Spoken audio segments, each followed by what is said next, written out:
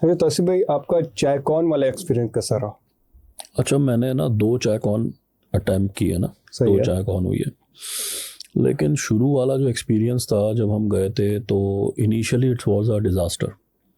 हाँ। अच्छा। हाँ, क्योंकि आज़ाद ने बहुत ज़्यादा मेहनत तो की है उसमें हम्म। मामले में, नो डाउट।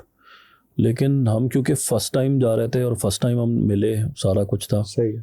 तो जब पहली दफ़ा वो लगी तो आइडिया ये था कि एक्सपो सेंटर लाहौर के अंदर लगेगी, लेकिन वो एक्सपो सेंटर लाहौर के अंदर नहीं लगी, बल्कि उसके साथ जो बाहर का एरिया होता है, ग्रीन एरिया होता है, जैसे हमारी यहाँ एक्सपो लगती है कराची के अंदर। ऐसे। आपको पता है कि कभी भी एक्सपो ग्रीन बेल्ट्स में नहीं लगी, हमेशा हॉल के अंदर लगती है।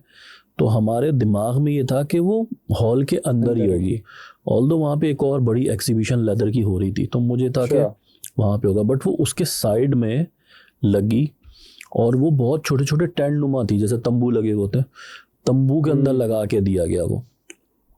हम अच्छा। उस लिहाज से नहीं गए थे ऑब्वियसली, पे सारी किटिंग वगैरह ये वो सारी टीम, और जो हम सारे प्रोडक्ट्स लेके गए थे, चीज़ें लेके गए थे डिस्प्ले करने के लिए, तो वो वैसी चीज़ें नहीं थी। इवन हम लोग अपने पैनाफ्लेक्सेस, फ्लायर्स, विनाइल सारे यहाँ से बना के लेके गए थे। तो खैर, क्योंकि हमें आइडिया है तो जो हम विनाइल बना के लेके गए थे तो हमने वो पेस्ट कर दिए थे, तो कुछ मामला सही। बेहतर हो गया। तो बहरहाल, लेकिन आज़ाद ने पे कम बैक किया। 12 बजे के बाद, 1 बजे के बाद बहुत सारी कंपनी नाराज़ भी हो रही थी और बहुत बहुत क्रॉस चल रहा था।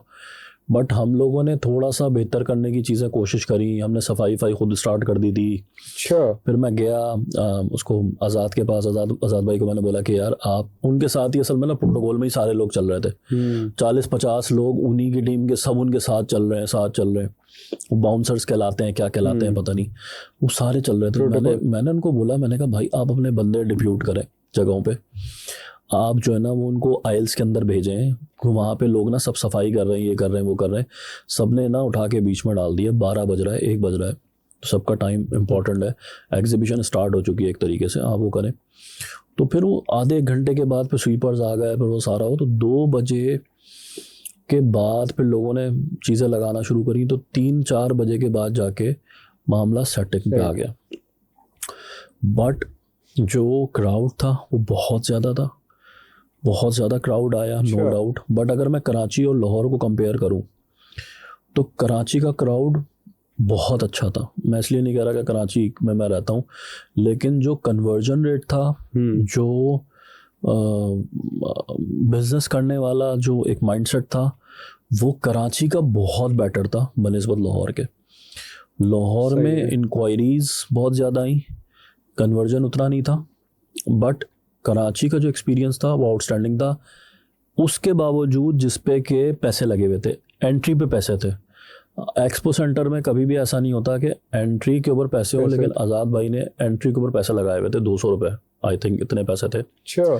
तो 200 रुपये एंट्री पे पैसे थे, तो उस पर भी जो फुटफॉल था वो बहुत ज़्यादा था और बहुत अच्छा क्राउड आया हुआ था। लेकिन कभी नहीं देखा कि एक्सपो पे पैसे हों।